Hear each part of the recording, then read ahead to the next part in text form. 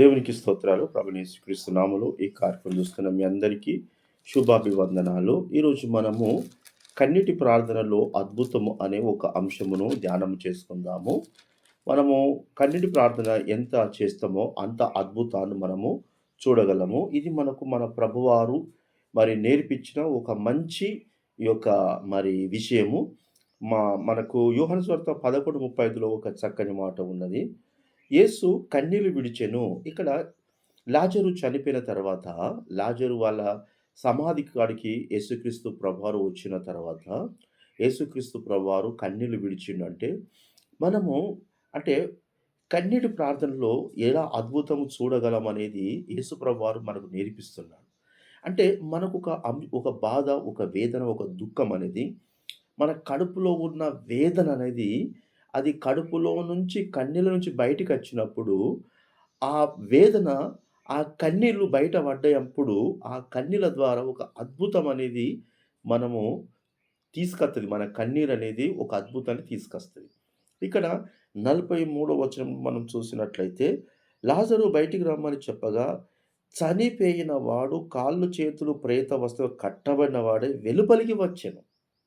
అంటే ఈ కాళ్ళు చేతులు కట్టేసి పాడులో పెట్టిన ఆ శవము యేసుక్రీస్తు ప్రభువారు విడిచిన కన్నీటి ద్వారా ఆ శవము తనకు తాను కాళ్ళతో కట్టబడగానే లేచి బయటికొచ్చి నిలబడ్డది.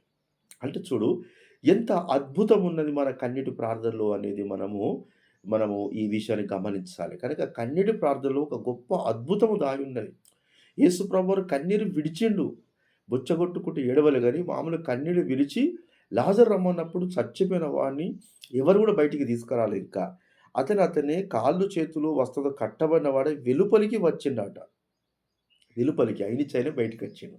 కనుక మన కడుపులో నుంచున్న ఆవేదన కళ్ళకెళ్ళి బయటికెళ్ళినప్పుడు అద్భుతాన్ని మనము చూడగలము.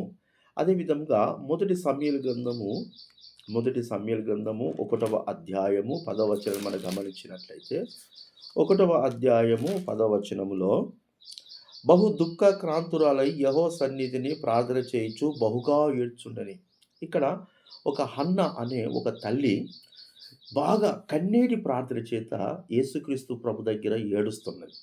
అంటే పెళ్ళైన తర్వాత భార్యాభర్తలు అనే సంసార వ్యవస్థ ఉన్నప్పటికి కూడా ఆమెకు సంతానం జరగలేదు. కానీ ఎప్పుడైతే కన్నీటి ప్రార్థన చేసిందో దేవుని యొక్క అద్భుతము 20వ వచనంలో గనుక హన్న గర్భము ధరించిందట. దేవునికి స్తోత్రం. అంటే కడుపులో ఉన్న ఆవేదన ఏదైతే ఉన్నదో అది మన కళ్ళ ద్వారా బయటికొచ్చినప్పుడు ఒక అద్భుతం అనేది మనము చూడగలము.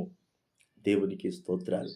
అదే విధముగా లూకా సువార్త 7వ అధ్యాయము 38వ వచనం మనం చూసినట్లయితే లూకా సువార్త 7వ అధ్యాయము 38వ వచనములో 38వ వచనంలో ఇక్కడ ఒక పాపాత్మురాలు స్త్రీ యేసుక్రీస్తు ప్రభువారు ఒక పర్సన్ ఇట్లా కూర్చున్న సంగతి తెలుసుకొని వెనుక తట్టు ఆయన పాదముల యొద్ద నిలబడి ఏడ్చుచు కన్నీళ్లతో ఆయన పాదములను కడిగిందట.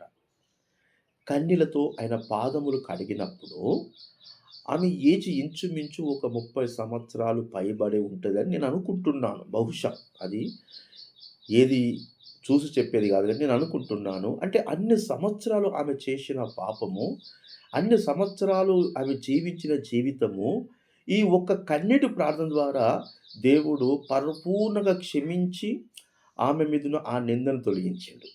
ఇక 40వ వచనంలో చూసినట్లయితే ఆమె విస్తారంగా ప్రేమించినందుకు ఆమె విస్తారమైన పాపములు క్షమించబడ్డాయి. దేవునికి స్తోత్రాలు. అంటే ఆమె కడుపులో ఉన్న ఆవేదన ఏదైతే కన్నెల్లోకెళ్ళి బయటికొచ్చిందో, ఆ వేదనను చూసిన దేవుడు ఆమె విస్తారమైన పాపాలు అన్ని సంవత్సరాలు రెగ్యులర్ చేసిన పాపాలు ఒక్క రోజుతోటే, ఒక్క నిమిషములో మొత్తము తూడ్చిపడేసి, క్షమించి ఆమెను ఒక మంచి జీవితం జీవించే వ్యక్తిగా దేవుడు మరి అది చూస్తున్నాడు. దేవునికి స్తోత్రాలు. అదే కీర్తనలు 56వ అధ్యాయం 8వ వచనం చూసినట్లయితే, కీర్తనలు 56వ అధ్యాయము 8వ వచనము. కీర్తనలు 56:8లో నా సంచారమును నువ్వు లెక్కించి ఉన్నావు, నా కన్నీరు నీ బుడ్డిలో నుంచబడి ఉన్నవి, అవి నీ కవిలలో కనబడుచున్నవి. అంటే మనము కార్చే కన్నీరట దేవుని పుస్తకములో కనబడుతున్నాయట. అన్న కార్చే కన్నీరు దేవుని పుస్తకములో కనబడుతున్నది. దేవునికి స్తోత్రాలు. ఇక్కడ పాపాత్మురాలు కార్చే కన్నీరు గూడా దేవుని పుస్తకంలో కనబడ్డది. గనుకనే దేవుడు యాక్షన్ తీసుకొని త్వరగా వాళ్ళకు ఏదైతే అవసరమున్నదో, అవసరము తీర్చడానికి దేవుడు త్వరపడి ముందడుగు చేసి వారికి సహాయం చేసిండు. కనుక మన విశ్వాస జీవితంలో మరి లాజరు చనిపోయిన వ్యక్తి తనకు తాను లేసొచ్చిండు. కనుక మనము ఏదైతే కన్నీటి ప్రార్థన చేస్తామో, కన్నీటి ప్రార్థన ద్వారా ఒక అద్భుతం అనేది చూడగలము.